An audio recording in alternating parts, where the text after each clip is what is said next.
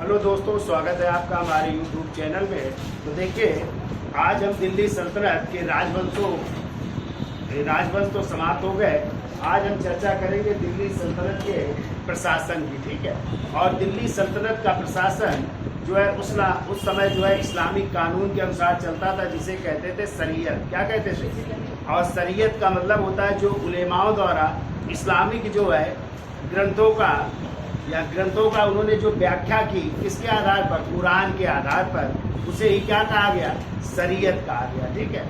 और इस शरीयत के अनुसार जो है दिल्ली का प्रशासन था, उसमें सबसे बड़ा पद कौन सा था, फिर उसके बाद कौन सा पद था, फिर जो विभाग होते थे उनको क्या कहा जाता था, उनकी हम चर्चा करेंगे। तो पहला पॉइंट लिखिए, प्रथम स्थान दिल्ली सल्तनत में किसका था? तो लिखिए प्रथम स्थान। और आपको पता है दिल्ली सल्तनत में प्रथम स्थान हुआ करता था खलीफा का। किसका हुआ करता था? खलीफा का। और इस समय कहाँ के खलीफा थे? पहले बगदाद के खलीफा और फिर मिस्र के खलीफा आ जाएंगे, ठीक है। तो खलीफाओं का जो है स्थान क्या था? सबसे उच्च था, यानी प्रथम स्थान में थे। और मुस्लिम जगत का ये क्या होता था? प्रधान होता था, ठीक है।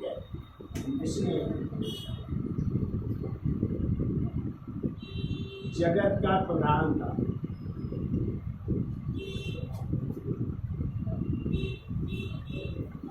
यानी इसी खलीफा से राजा को क्या लेना पड़ता था? मान्यता पत्र प्राप्त करना पड़ता था, ठीक है।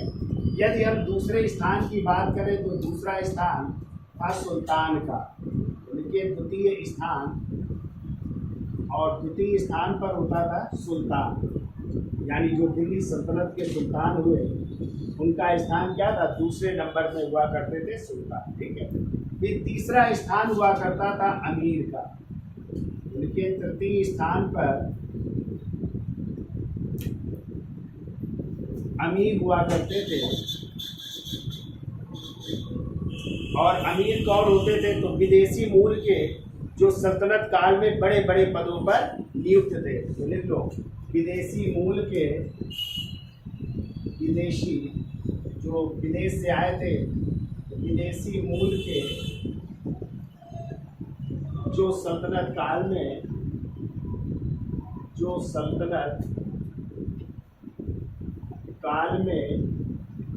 उच्च पदों पर नियुक्त थे।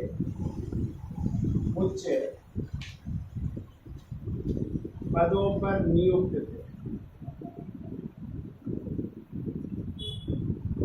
वो कहलाते थे अमीर। क्या कहलाते थे? अमीर थे, ठीक है। और कहते थे प्रशासन में इनकी प्रमुख भूमिका होती थी, ठीक है। समझ लो, प्रशासन में प्रमुख भूमिका निभाते थे। प्रमुख भूमिका वो कहलाते थे अमीर कहलाते थे। चौथा स्थान था मंत्री परिषद का। तो चौथे नंबर पे लिखिए मंत्री परिषद होती थी। यानी जो मंत्री होते थे, मंत्रियों की परिषद क्या कहलाती थी? मंत्री परिषद कहलाती थी, ठीक है। और इसको विभाग को कहते थे मजलिस-ए खलवत। मतलब इसका विभाग जो है, विभाग कहलाता था मजलिस-ए खलवत कहलाता था। मंत्री परिषद का विभाग क्या कहलाता था? मजलिस-ए खलवत, ठीक है। और जहाँ पे बैठकें होती थी मंत्री परिषद की, उसको क्या कहते थे? तो बैठक का स्थान, यानी जहाँ पे बैठकें हुआ करती थी उसे कहते थे, देखो, मजलिस-ए खास कहा जाता था, ठीक है। मजलिस-ए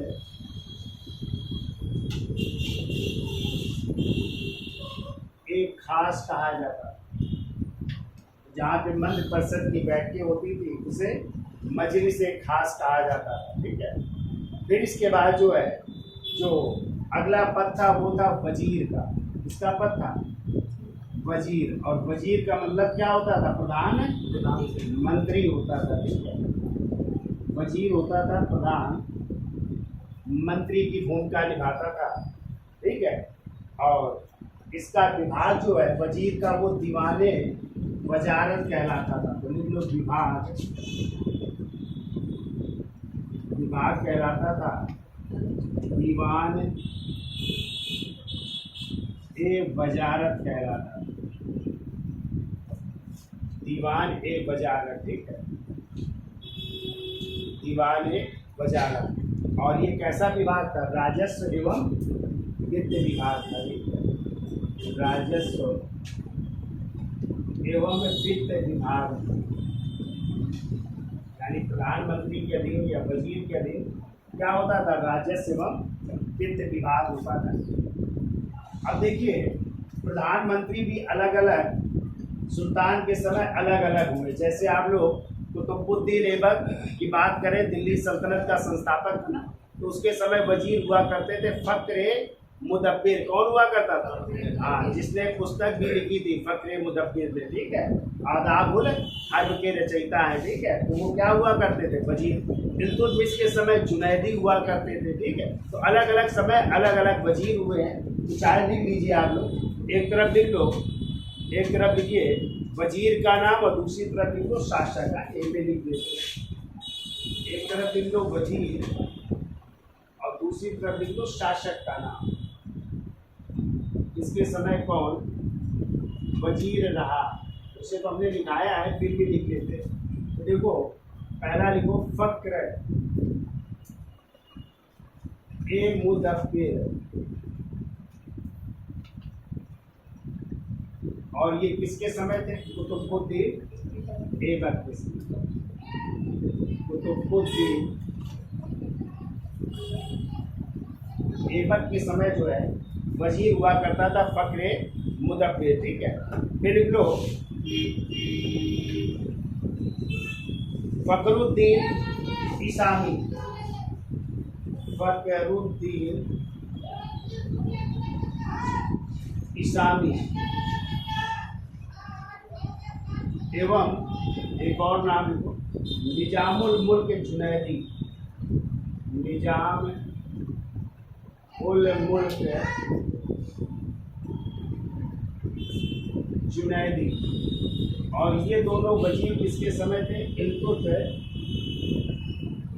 के समय ये वजीर हुआ करते थे, जुनैदी और इसामी, ठीक है। तो ये इल्तुतमिश के समय वजीर हुआ करते थे।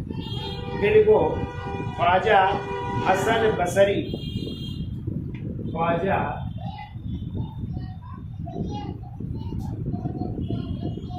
हसन बसरी, और ये हुआ करते थे, आप लोगों ने बलबन का नाम सुना है, गियासुद्दीन बलबन। तो गियासुद्दीन बलबन के समय ख्वाजा हसन बसरी वजीर हुआ करते थे। फिर को ख्वाजा खातिर, ख्वाजा खातिर, और ये हुआ करते थे जलालुद्दीन फिरोज खिलजी के समय।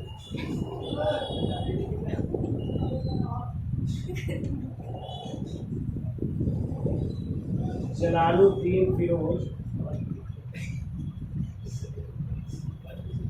खिलजी के समय कौन हुआ करता था? ख्वाजा खातिर हुआ करते थे, ठीक है। फिर को अहमद नियाज, अहमद नियाज,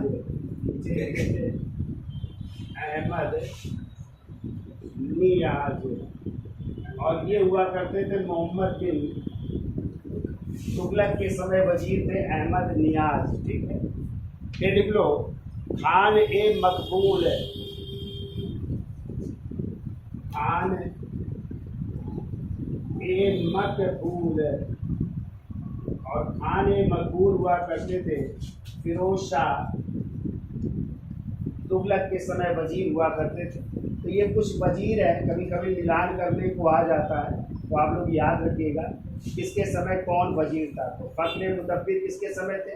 कुतुबुद्दीन ऐबक के समय, इसामी और जुनैदी इल्तुतमिश के समय, ख्वाजा हसन बसरी बलबन के समय, ख्वाजा खातिर जलालुद्दीन फिरोज खिलजी के समय, अहमद नियाज आ जाए तो मोहम्मद बिन तुगलक के समय, और खान ए मकबूल किसके समय थे? फिरोज शाह तुगलक के समय। एक क्वेश्चन आता है किस काल को वजारत का स्वर्ण काल कहा जाता है? याद है? हाँ, तो लिख लो, एक पॉइंट लिखो, तुगलक काल को, तुगलक काल को वजारत का स्वर्ण काल कहा जाता है, वजारत का स्वर्ण काल कहा जाता है। और आ जाए वजारत का निम्न काल किसे कहा जाता है, तो लोधी काल को है। तो दूसरा पॉइंट लिख लो, वो लोधी काल को, लोधी काल को वजारत का निम्न काल कहा जाता है, वजारत का निम्न काल। यानी इनके समय वजीरों की भूमिका क्या हो जाती है, निम्न हो जाती है, कम हो जाती है, ठीक है। इसलिए ये जो है वजारत का निम्न काल और तुगलक काल को वजारत का स्वर्ण काल कहा जाता है, ठीक है।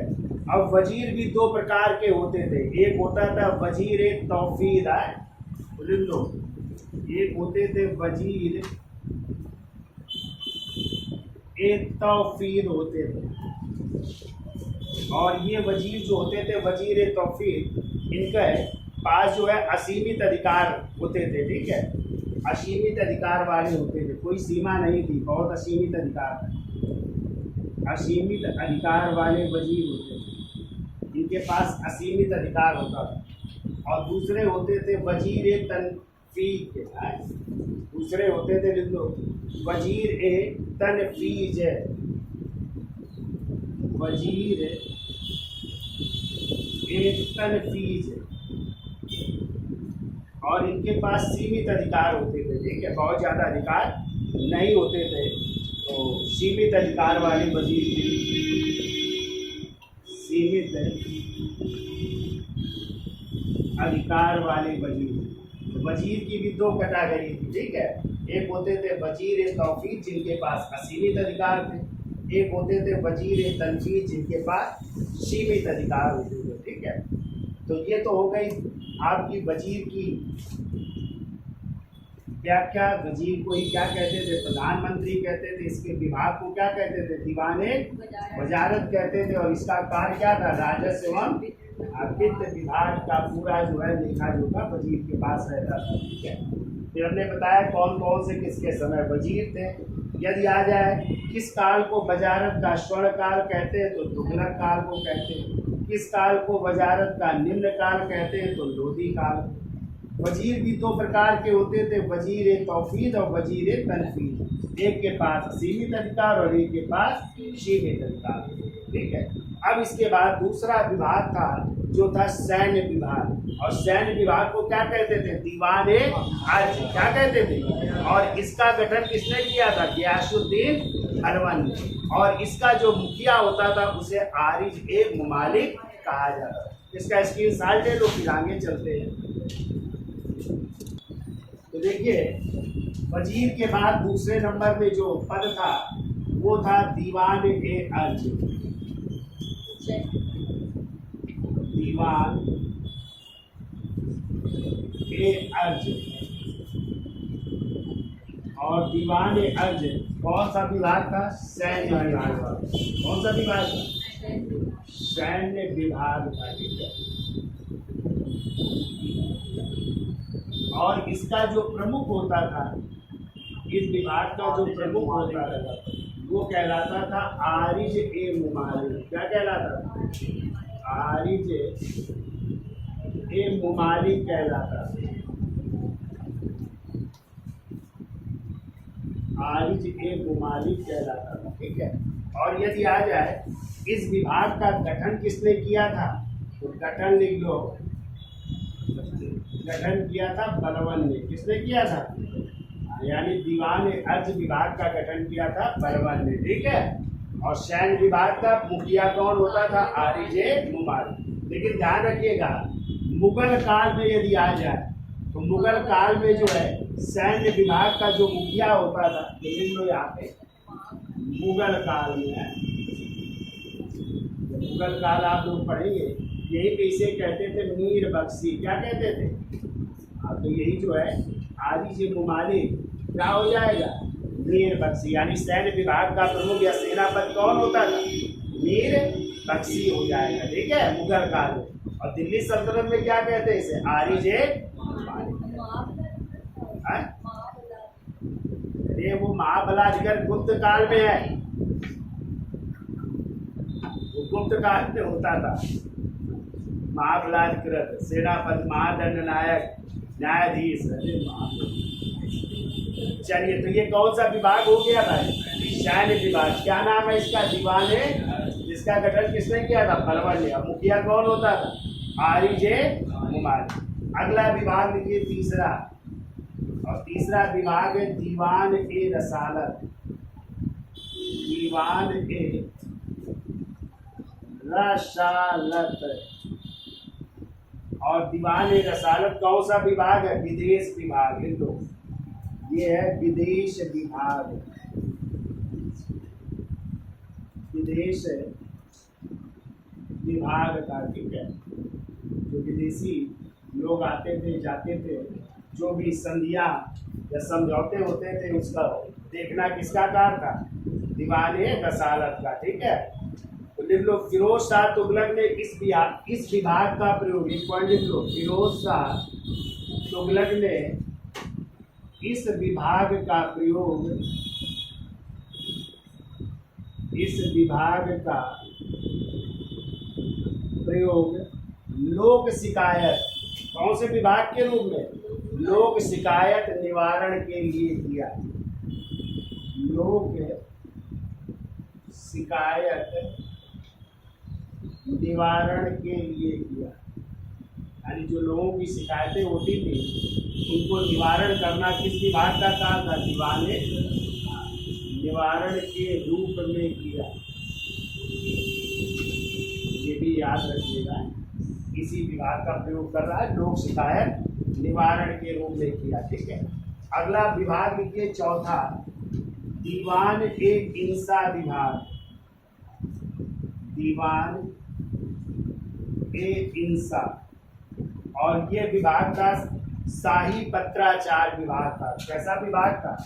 जो पत्र व्यवहार होता था सरकार का या जो सुल्तान का, तो शाही पत्राचार विभाग।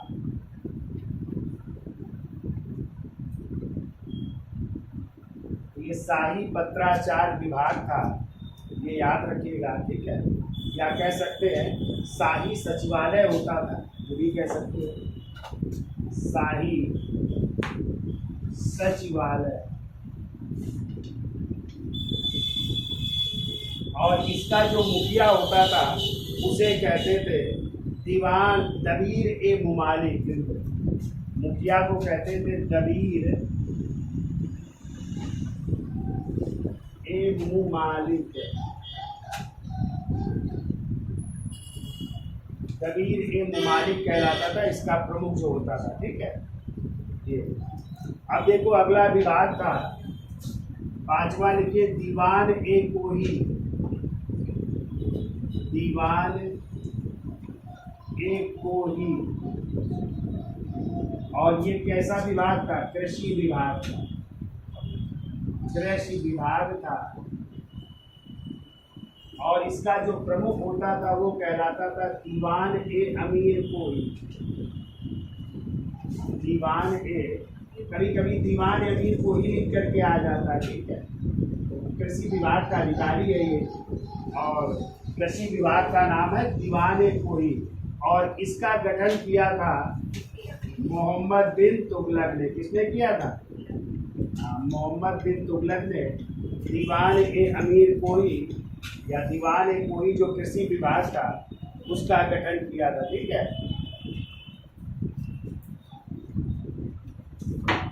अगला विभाग लिखिए सद्र उस सुदूर। सद्र उस सुदूर। और सद्र उस सुदूर क्या होते थे? ये धार्मिक सुधार विभाग होता था, ठीक है। धार्मिक विभाग था, धार्मिक सुधार विभाग का ऐसा था। धार्मिक सुधार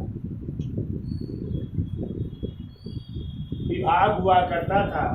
और इसका जो प्रमुख होता था वो काजी उल कुजात होता था। कौन होता था? काजी उल कुजात होता।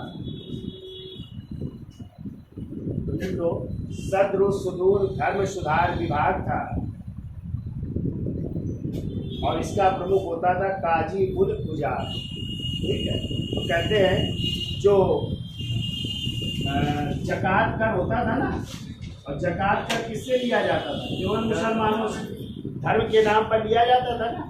और उनकी आय का कितने परसेंट? 2.5% या 40वां भाग लिया जाता था। तो जकात कर पर अधिकार होता था किसका? काजी उल कुजार का। जकात कर पर अधिकार है, जकात कर पर अधिकार होता था काजी उल कुजार को है।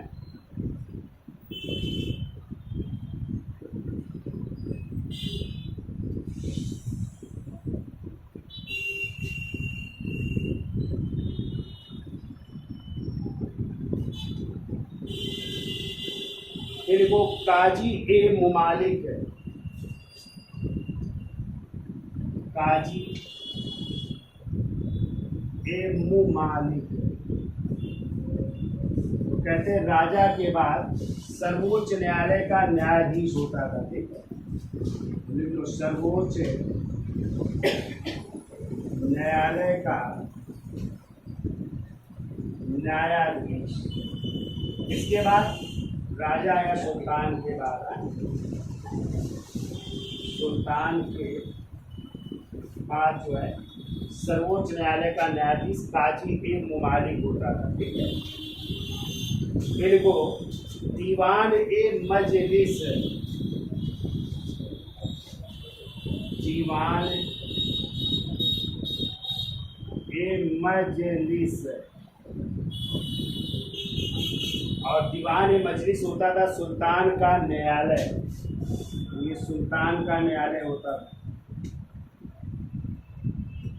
सुल्तान का न्यायालय होता था, जो कहलाता था दीवान ए मजलिस कहलाता। ठीक है, फिर वो दीवान ए वरीद, दीवान ए वरीद, और दीवान ए वरीद होता था गुप्तचर विभाग है। ये होता था गुप्तचर विभाग होता था, और इसका मुखिया जो है वो बरीद ए मुमालिक कहलाता, बरीद ए मुमालिक। फिर इनके नीचे और अधिकारी होते थे, मुनही मुनिहान वगैरह, ये सब इनके नीचे होते थे। ठीक है, यहाँ तक ये किया क्यों भाई? नीचे दिखेगा और नहीं दिखेगा? तो चलिए, अच्छा इसका स्क्रीन शॉट ले लो, फिर आगे चलते तो याद हो जाएगा भाई। तो दीवान ए अर्ज कौन सा विभाग था? सैन्य विभाग था। ठीक है, इसका प्रमुख कौन होता था? और इसका गठन किसने किया था? दीवान ए रसालत कौन सा विभाग था? देश विभाग था। फिरोज शाह तुगलक ने इस विभाग का प्रयोग किस रूप में किया? लोक शिकायत निवारण के लिए किया। ठीक है, दीवान ए इंसाफ कैसा विभाग था? शाही पत्राचार या शाही सचिवालय या गृह मंत्रालय भी कह सकते हैं। इसको क्या कह सकते हो? इसको गृह मंत्रालय, जो इस समय हमारे किसके पास है? अमित शाह जी के पास है। ठीक है, गृह मंत्रालय। और इसका मुखिया क्या कहलाता था? जमीर ए मुमालिक कहलाता। दीवान ए कोई कौन सा विभाग था? कृषि विभाग था, जिसका मुखिया दीवान ए अमीर कोई। और इसका गठन किसने किया था? मोहम्मद बिन तुगलक ने। सद्र सुदूर क्या होते थे? धार्मिक सुधार विभाग होता था, और इसका मुखिया काजी उल कुजार। ठीक है, धार्मिक नेता होता था कौन? काजी उल कुजार। आपने देखा होगा शादी विवाह भी करवाते ना काजी, नहीं होते? तो वही तो धर्म के नाम पर धार्मिक जो है कार्य करते थे। काजी ए मुमालिक क्या होते थे? सर्वोच्च न्यायालय का न्यायाधीश। किसके बाद? सुल्तान। सबसे बड़ा तो न्यायाधीश सुल्तान, और सुल्तान के बाद फिर ये होते थे दीवान ए मजलिस। ये सुल्तान का न्यायालय होता था स्पेशल, यानी सुल्तान दंड देता था अपने इस न्यायालय में। ठीक है, और फिर होते थे दीवान ए बरीद। ये कैसा विभाग था? गुप्तचर विभाग, और इसका मुखिया कहलाता था बरीद ए। ठीक है, कुछ और विभाग है, उनकी भी चर्चा कर लेते। इसकी साथ ले लो, आगे चलो। तो देखिए अगला विभाग लिखिए, देखो दीवान ए वकूफ है, दीवान बेवकूफ है। और ये अभी पूछा गया था एग्जाम में, ये कैसा विभाग था? आय और व्यय का विभाग था। यानी जो आमदनी होती थी, जो खर्च होता था, उसका ब्यौरा यही रहता था। तो आय व्यय का विभाग था। पूछा गया था इसका गठन किसने किया था? इसका गठन किया था तो जलालुद्दीन फिरोज खिलजी ने। जलालुद्दीन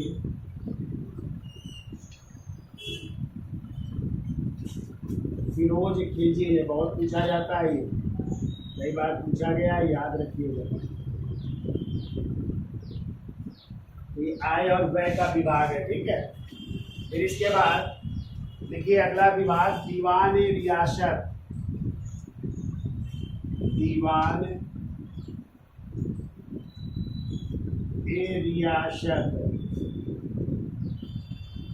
और यही था बाजार विभाग। कौन सा विभाग था? बाजार नियंत्रण विभाग था, ठीक है। बाजार नियंत्रण विभाग था। और इसका गठन किया था अलाउद्दीन खिलजी ने ना। उसी ने बाजार व्यवस्था बिल्कुल सुचारू रूप से चलाई थी। लिख लो, अलाउद्दीन खिलजी द्वारा।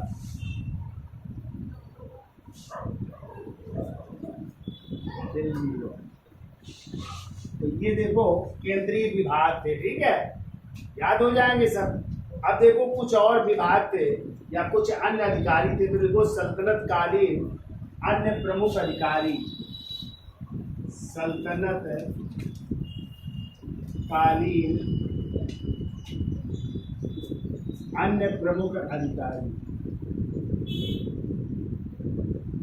अन्य प्रमुख अधिकारी भी लिख लो, जिसमें आप लोगों ने पढ़ा था कि